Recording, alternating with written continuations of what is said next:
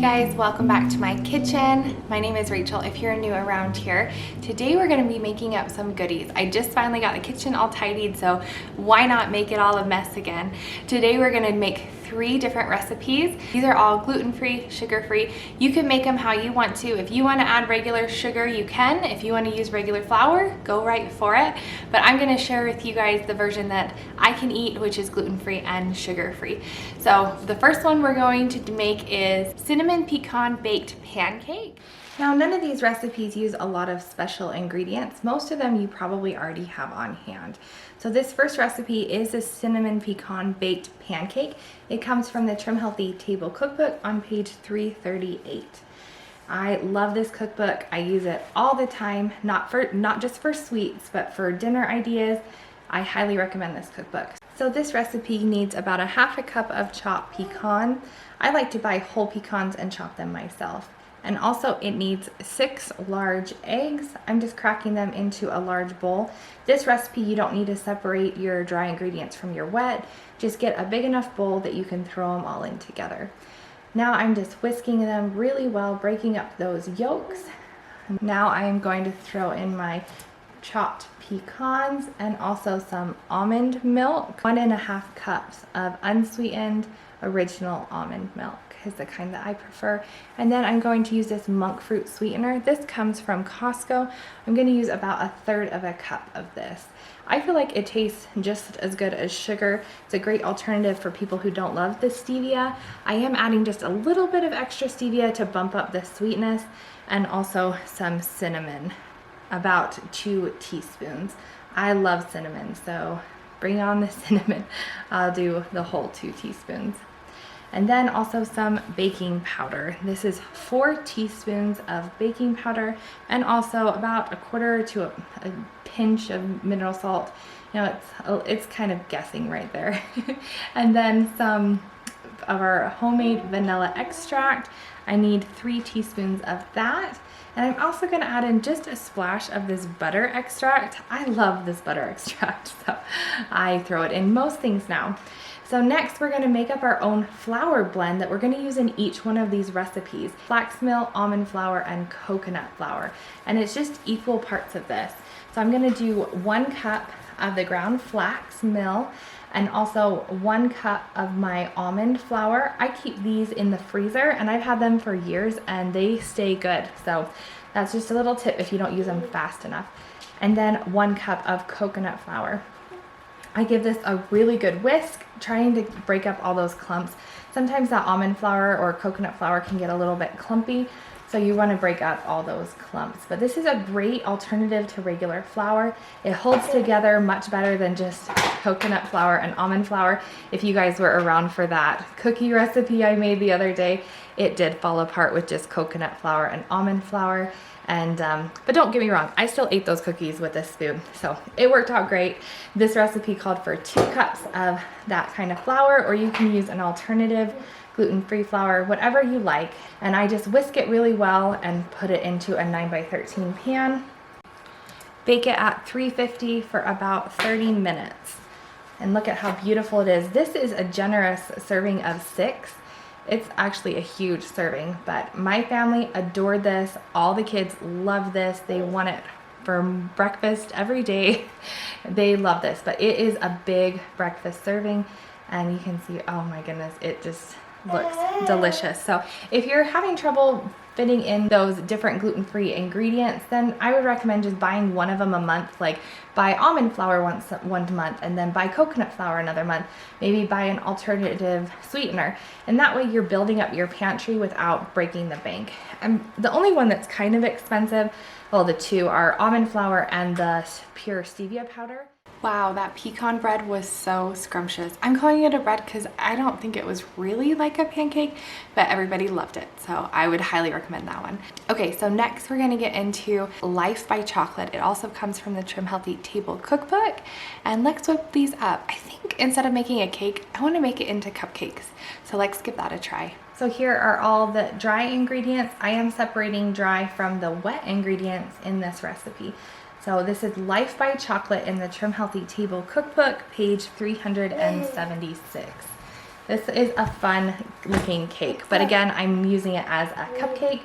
Here I have a bottle of, I guess it's Pam, but I have used that and I am using olive oil. That's what I love about this spray bottle, is you can fill it up with your oil that you want and then just squirt it into these silicone muffin tin liners. And I have my little helper there to help me fill them. And this cupcake tray I got at a yard sale and it holds 20. I love it. So here is that baking blend that we made earlier. It's 1 3/4 cups. Cocoa powder was 1/2 cup, and the sweetener was a full cup of this monk fruit sweetener. Again, I get that from Costco, and it was on sale recently. I don't know if it still is. And then I'm just doing a little sprinkle of this stevia powder. It is so strong. My mom was visiting and she had a cup of coffee and she put like a whole teaspoon of that in there and she couldn't drink it. She couldn't drink the coffee. It's so strong. So be careful with that. And then some baking powder of just 1 tablespoon. So just to warn you guys about that one. And then just a little bit of salt. Again, I always seem to take off the lids, but at least this time I used a measuring spoon. And now I'm gonna just whisk all these together. I really wanna make sure that it's incorporated well, especially with that baking powder. You never wanna bite into a clump of that. It does not taste good by itself. And now in another bowl, I'm gonna crack in 4 large eggs. I like to separate the dry from the wet for this recipe. It seemed to work a lot better. And then also some liquid egg whites. It calls for 3/4 cup. You could do this yourself by separating your eggs, but with the yolk separated from the white, but it's just easier to buy the carton. I also added 1.5 cups water. And then we're also gonna need 4 tablespoons of melted butter, or you could use coconut oil, but I use butter. And I'm whisking it in because it was a little bit warm still and I didn't want it to cook my eggs. So here I am just whisking it until all my butter is incorporated. Now I'm just adding my dry mix into my wet and getting it a really good whisk. I was shocked at how much this smelled and just looked like a real traditional chocolate cake. And now I'm just scooping it into my muffin cups, about 3/4 full. It didn't rise a ton and it like didn't overflow these. So I thought that was the perfect amount. And this made a lot. It filled all 20 of them and I actually had like 3 left over. So it made quite a few and it was scrumptious. Oh my goodness, look at those done cupcakes. They are just beautiful.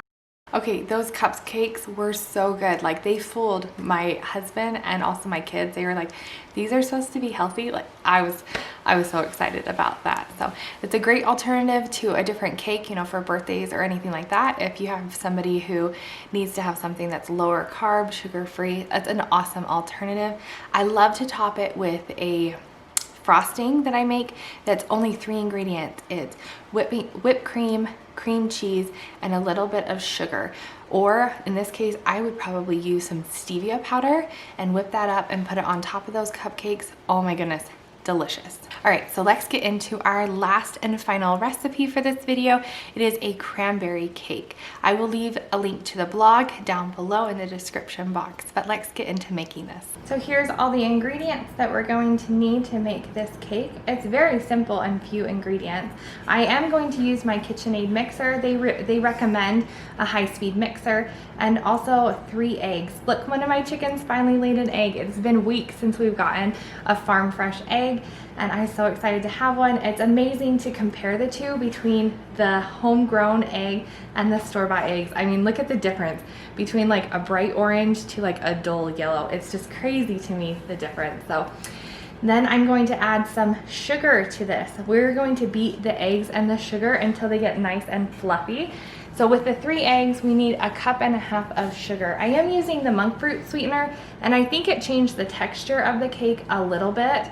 So if you're not wanting to do sugar-free, but just do dairy, or just do gluten-free, then I would recommend maybe trying regular sugar in this. It just didn't get as fluffy as she shows in her blog. Because the nice thing about her blog is she shows step by step what it's supposed to look like, and hers was much more fluffy than mine was, but it still turned out okay and it was delicious. So next I'm going to add my 3/4 cup of unsalted butter that is room temperature. Being room temperature is so important in this recipe. I had mine just a touch melted, and so it kind of curdled the mixture, which you'll see in a minute.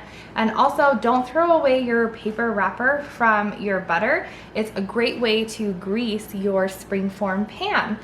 So next we're going to add in our extracts. We're gonna need our vanilla extract of 1 teaspoon and also some almond extract. She highly recommends using almond extract, and we're gonna beat those together. And you can see mine kind of curdled a little bit because of my butter was not like room temperature, it was a little bit on the melted side. And then we're gonna need 2 cups of the flour, a little bit of salt, and our 2.5 cups of cranberries or 12 ounces of fresh cranberries.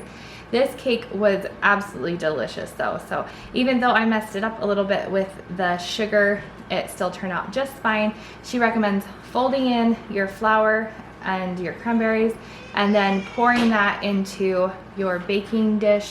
It's going to be very thick, she says in her blog, and it really was thick. It kind of reminded me of a cross between a shortbread and like a pound cake.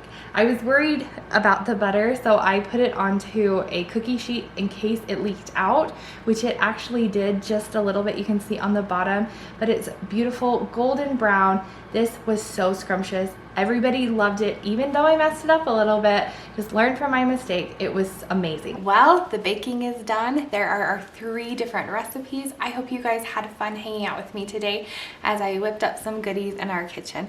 I loved each one of those so much. That last one was so decadent. Oh my goodness. That cupcakes, those chocolate cupcakes, could have fooled me. Like, I thought they were delicious and a great healthy alternative. And that pecan bake was delightful. I want to have that for breakfast like all the time. Anyway, thank you guys for joining me today. I hope you're having an awesome day wherever you are. And let me know down below, what is your favorite thing to bake in the winter time? Well, we'll talk to you again real soon. Bye-bye now.